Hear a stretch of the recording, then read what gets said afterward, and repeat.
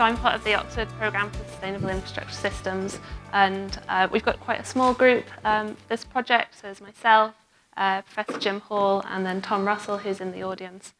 And what we're doing here is we're not reinventing the wheel. We're part of stream one of this source of funding, and we're essentially planning to rebuild a model that we've developed over the last nearly a decade at Oxford in an open source version in Pywr. So just very quickly, what we've done, we've developed and used WREW, which is the water resource model for England and Wales, in a proprietary WREW framework. WREW is a water resource planning model, and it is essentially behind a paywall. Using this model, we've assessed future drought risk, and we've evaluated possible strategic infrastructure options at a national scale, working quite closely with the Environment Agency here in England, Ofwat, which is the Water Regulatory Authority, and water utilities. What's needed at the moment, we're still working with the Environment Agency to provide continual improvements in this model and communication of results, working both with the Environment Agency, regional water company models, and regulators. What's next? As I said, we're planning to rebuild this whole model in WREW using an open source framework. So just diving into the current version of the model. So as I said, we have a national model. This represents almost 90% of England and Wales's population. It has 80 river basins in there, or 80 catchments. It has over, I think, 300 reservoirs, boreholes, desalination plants, river transfers, and also river abstractions. And what we have here is, this is what the current version of the model looks like. It's very messy, and that's partly because it's this legacy model that's been built continuously over the last decade. We have developed a framework for this model, so we have a series of climate inputs that feed into the model that go into a hydrology model that's been developed by Gemma Coxon and her group in the University of Bristol. We use an empirical groundwater model that was developed by Barney Dobson, who's sat here as well this afternoon. And all of these inputs feed into our WREW model, our water resources model for England and Wales. And what we can get out of that is a series of different performance metrics, including reservoir storages, water shortages, and water use restrictions. And we've used this model to look at how the changing climate, changes in abstraction reform, and also changing demand might impact our water supply in the future. So what I'm going to focus on is this bottom bit here, the model itself. And in the past, we've used this to look at different scenarios in the future, and in particular, looking at different dimensions of uncertainty. So we've tested various different scenarios. We have a central scenario that aligns quite closely with what water companies are expecting to happen in the future. We have other different experimental scenarios that look at what might happen if, for instance, more water is retained for environmental use, what will happen if water companies don't meet their planning targets, and also what the future might look like if we use more extreme climate change scenarios.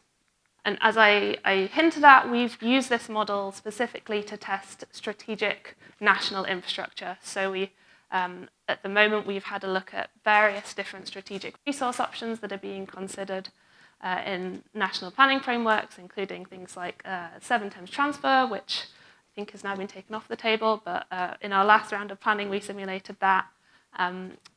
New reservoirs, both in Oxfordshire and also in the Anglian region, and various other different strategic options.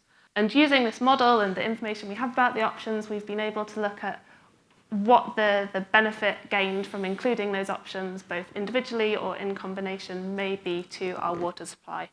And one particular performance metric that we focus on is the frequency or the probability of water use restrictions with and without those options. And we can start to look at which areas in the UK benefit more or less from introducing those strategic infrastructure options. But as I said, the current version of the model is using commercial software. So whilst we can use it as an academic institution for free, the Environment Agency, who have also been using the model via the DAFNI platform, have to pay for their license. And what we found is that when we go to water companies or regional planning groups, it's very hard to sit down with them and show them the model or share parts of the model with them. And so what we're going to use this piece of funding for is to essentially rebuild the model in open source software or open source language that will allow us to more easily engage with stakeholders, with the Environment Agency, with water companies to try and further develop the model and move away from that commercial software. So, as I've said, advantages of Pywr, it's open source, the source code is available on GitHub.